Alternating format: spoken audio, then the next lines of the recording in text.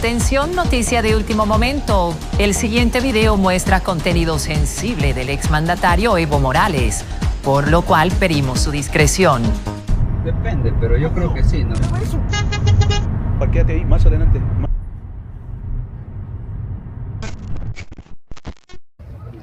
¿Tienes internet? No, mira, no hay nadie aquí.